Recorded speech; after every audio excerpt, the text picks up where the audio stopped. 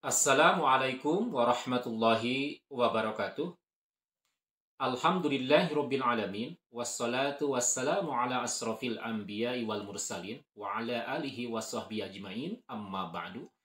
Para pembelajar yang salih salihah, yang cerdas mulia, yang dirahmati Allah Subhanahu wa taala, alhamdulillah bersyukur kepada Allah Subhanahu wa taala yang sampai saat ini masih memberikan kesempatan kepada kita sehingga di kesempatan berbahagia ini kita dapat bersilaturahim kembali, dapat bertatap muka kembali di ruang virtual dalam agenda pembelajaran pendidikan agama Islam. Tentunya di channel Sanusi Ilyas, channelnya para pecinta pendidikan agama Islam. Bagaimana kabar Ananda sekalian? Semoga kabar baik menyertai Ananda sekalian. Semoga Allah Subhanahu wa taala senantiasa melimpahkan kesehatan, keselamatan, keberkahan, keberlimpahan rezeki dan kedamaian jiwa, dan juga Allah Subhanahu wa taala mewujudkan, mengabulkan segala harapan dan cita-cita Ananda. Insya Allah di kesempatan berbahagia ini kita akan membahas materi yang sangat penting kita bahas. Mudah-mudahan menjadi bekal berharga untuk kehidupan Ananda baik dunia maupun di akhirat kelak. Mari kita awali kegiatan pembelajaran kita dengan membaca doa sebelum belajar. Ikuti dengan penuh kekhusyuan dan kehidmatan. Bismillahirrahmanirrahim. Raditu billahi robba, wa bil islami dina, wa bi muhammadin nabiyya wa rasulah. Rabbi zidni ilman, warzuqni fahman, waj'alni minas solihin. Allahumma inni as'aluka ilman nafi'an, wa rizqan tayyiban, wa amalan mutaqabbala.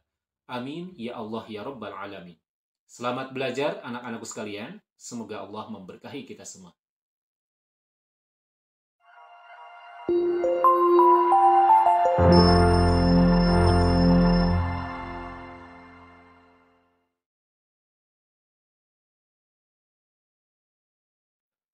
Baik, pada pertemuan kali ini kita akan membahas materi semangat menuntut ilmu dan mengamalkannya.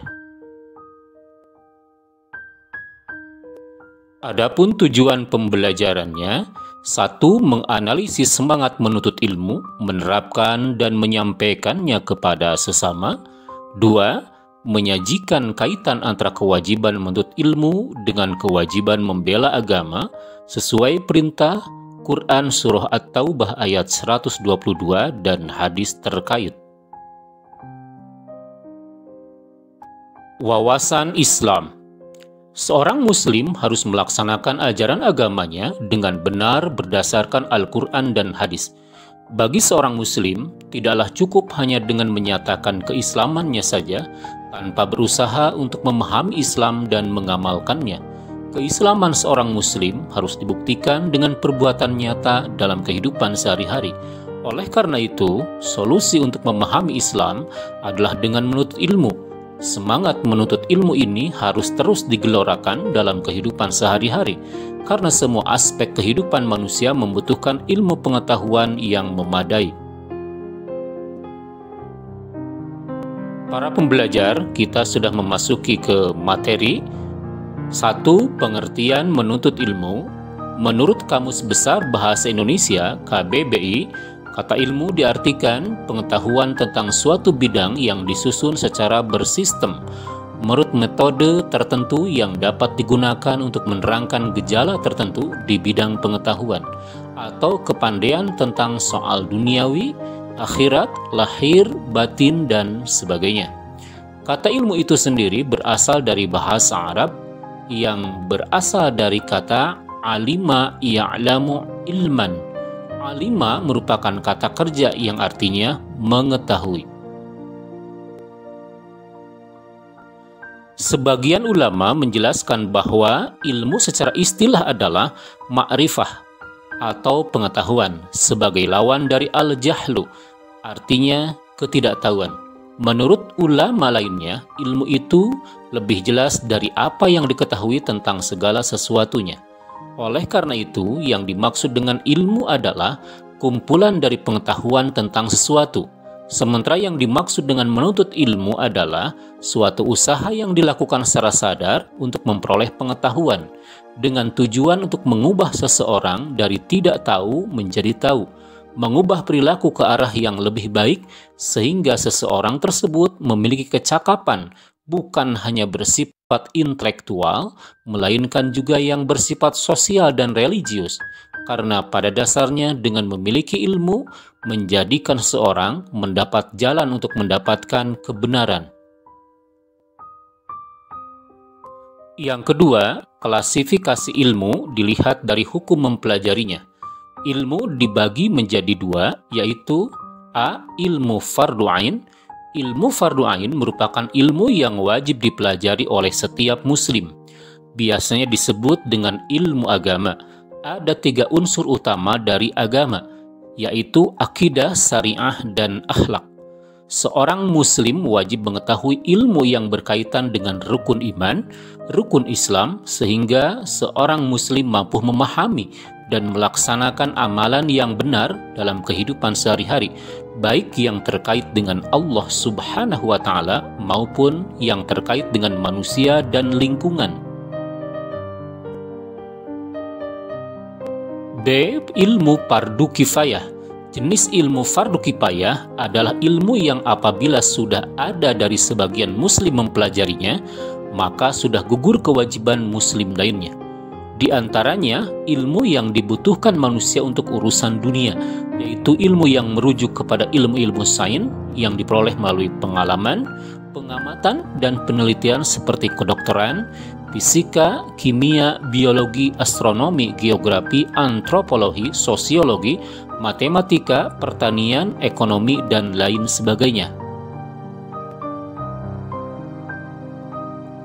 Yang ketiga, keutamaan orang yang menuntut ilmu. A. Diberikan derajat yang tinggi di sisi Allah Subhanahu wa Ta'ala.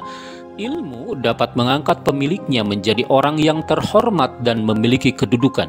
Semua itu dapat disaksikan dalam kehidupan sehari-hari.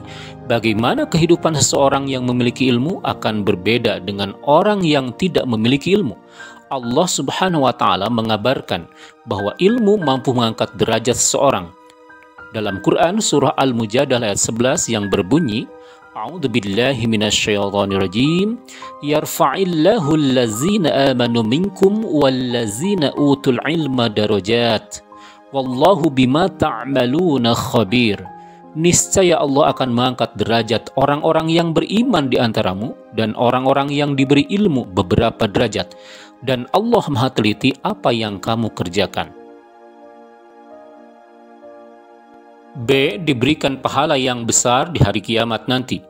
Dari Anas bin Malik radhiyallahu an, Rasulullah sallallahu alaihi wasallam bersabda, penuntut ilmu adalah penuntut rahmat, dan penuntut ilmu adalah pilar Islam dan akan diberikan pahalanya bersama para nabi.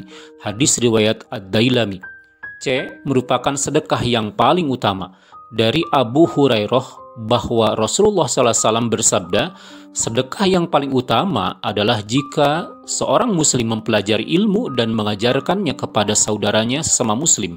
Hadis riwayat Ibnu Majah. D. Lebih utama daripada ahli ibadah. Dari Ali bin Abi Thalib radhiyallahu an, Rasulullah SAW bersabda, seorang alim yang dapat mengambil manfaat dari ilmunya lebih baik dari 1000 orang ahli ibadah. Hadis riwayat Ad-Dailami. E. Lebih utama dari sholat 1000 rakaat.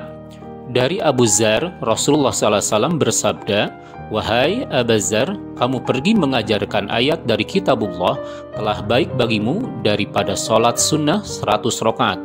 Dan pergi mengajarkan satu bab ilmu pengetahuan, baik dilaksanakan atau tidak, itu lebih baik daripada sholat 1000 rakaat. Hadis riwayat Ibnu Majah. F. Diberikan pahala seperti pahala orang yang sedang berjihad di jalan Allah Subhanahu wa Ta'ala. Dari Ibnu Abbas radhiyallahu an, Rasulullah SAW bersabda, bepergian ketika pagi dan sore guna menuntut ilmu adalah lebih utama daripada berjihad fi sabilillah. Hadis riwayat Ad-Dailami. G. Dinaungi oleh malaikat pembawa rahmat dan dimudahkan menuju surga. Dari Abu Hurairah, Rasulullah SAW bersabda, tidaklah sekumpulan orang yang berkumpul di suatu rumah dari rumah-rumah Masjid Allah Azza wa Jalla. Mereka mempelajari kitab Allah dan mengkaji di antara mereka, melainkan malaikat mengelilingi dan menyelubungi mereka dengan rahmat, dan Allah menyebut mereka di antara orang-orang yang ada di sisinya. Dan tidaklah seorang meniti suatu jalan untuk menuntut ilmu, melainkan Allah memudahkan jalan baginya menuju surga. Hadis riwayat Muslim dan Ahmad. Para pembelajar yang salih, cerdas, dan mulia, yang keempat, dalil perintah menuntut ilmu. A'udzu billahi minasyaitonir rajim. Wa ma kana al-mu'minuna liyanfiru kaffah. Falawla nafara min kulli firqatin minhum ta'ifatul yatafaqahu fid dini wal yunziru qaumahum idza raja'u ilaihim la'allahum yahzarun. Sami'na wa ata'na. Artinya, dan tidak sepatutnya orang-orang mukmin itu semuanya pergi ke medan perang. Mengapa sebagian dari setiap golongan di antara mereka tidak pergi untuk memperdalam pengetahuan agama mereka dan untuk memberi peringatan kepada kaumnya apabila mereka telah kembali, agar mereka dapat menjaga dirinya. Quran Surah At-Taubah ayat 122. Kandungan ayat. Dalam ayat ini, Allah menerangkan bahwa tidak semua orang mukmin harus berangkat ke medan perang, bila peperangan itu dapat dilakukan oleh sebagian kaum muslimin saja. Tetapi harus ada pembagian tugas dalam masyarakat. Sebagian berangkat ke medan perang, dan sebagian lagi harus menuntut ilmu dan mendalami agama Islam, supaya ajaran-ajaran agama itu dapat diajarkan secara merata, dan dakwah dapat dilakukan dengan cara yang lebih efektif dan bermanfaat, sehingga kecerdasan umat Islam dapat ditingkatkan. Tugas umat Islam adalah untuk mempelajari agamanya, serta mengamalkannya dengan baik, kemudian menyampaikan pengetahuan agama itu kepada yang belum mengetahuinya. Tugas-tugas tersebut merupakan tugas umat dan tugas setiap pribadi muslim sesuai dengan kemampuan dan pengetahuan masing-masing. Karena Rasulullah SAW telah bersabda, An Abdillah ibni Umar wa annan Nabiya sallallahu alaihi wasallam qala ballighu anni walau ayah, rawahul Bukhari. Dari Abdullah bin Am, sesungguhnya Nabi SAW bersabda, sampaikanlah olehmu apa-apa yang telah kamu peroleh dariku, walaupun hanya satu ayat Al-Quran. Hadis riwayat Bukhari. Adapun hadis perintah menuntut ilmu, yang pertama, talabul ilmi faridatun ala kulli muslim. Menuntut ilmu itu wajib atas setiap muslim laki-laki dan muslim perempuan. Hadis riwayat Ibnu Majah nomor 224. Man salaka tariqan yaltamisu bihi ilman sahalallahu lahu tariqan ilal jannah, rawahu Muslim. Barang siapa menempuh satu jalan, cara untuk mendapatkan ilmu, maka Allah pasti mudahkan baginya jalan menuju surga. Hadis riwayat Muslim. Para pembelajar yang dirahmati Allah Subhanahu wa taala, berikut ini contoh perilaku mulia mencerminkan sikap memahami Quran Surah At-Taubah ayat 122. Yang pertama, jadilah orang yang berilmu atau pandai, sehingga dengan ilmu yang dimiliki, seorang muslim bisa mengajarkan ilmu yang dimilikinya kepada orang-orang yang ada di sekitarnya. Dan dengan demikian, kebodohan yang ada di lingkungannya bisa terkikis habis dan berubah menjadi masyarakat yang beradab dan memiliki wawasan yang luas. Yang kedua, jika tidak bisa menjadi orang yang pandai yang mengajarkan ilmunya kepada umat manusia, jadilah sebagai orang yang mau belajar dari lingkungan sekitar dan dari orang-orang yang pandai. Yang ketiga, jika tidak bisa menjadi orang yang belajar, jadilah sebagai orang yang mau mendengarkan ilmu pengetahuan. Setidaknya, jika kita mau mendengarkan ilmu pengetahuan, kita bisa mengambil hikmah dari apa yang kita dengar. Yang keempat, jika menjadi pendengar juga masih tidak bisa, maka jadilah sebagai orang yang menyukai ilmu pengetahuan.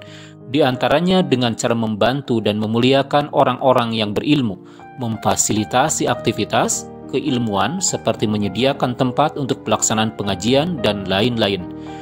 Yang kelima, janganlah menjadi orang yang kelima, yaitu yang tidak berilmu. tidak belajar, tidak mau mendengar, dan tidak menyukai ilmu. Jika di antara kita memilih yang kelima ini, akan menjadi orang yang celaka. Na'udzubillah, summa na'udzubillahi min dalik. Para pembelajar yang salih, cerdas, dan mulia, alhamdulillah proses pembelajaran kita hari ini sudah selesai. Semoga Allah senantiasa memberikan keberkahan ilmu, keberkahan rizki, dan keberkahan usia kepada kita semua, sehingga kita mampu untuk mengamalkan dari isi Al-Quran. Semoga Ananda sehat walafiat selalu, bahagia selalu lahir dan batin. Dan mari kita akhiri dengan doa kifaratul majlis. Bismillahirrahmanirrahim. Subhanaka Allahumma wa bihamdika asyhadu an la ilaha illa anta astaghfiruka wa atubu ilaik. Walhamdulillahi rabbil alamin. Salam sehat dan bahagia penuh manfaat. Assalamualaikum warahmatullahi wabarakatuh.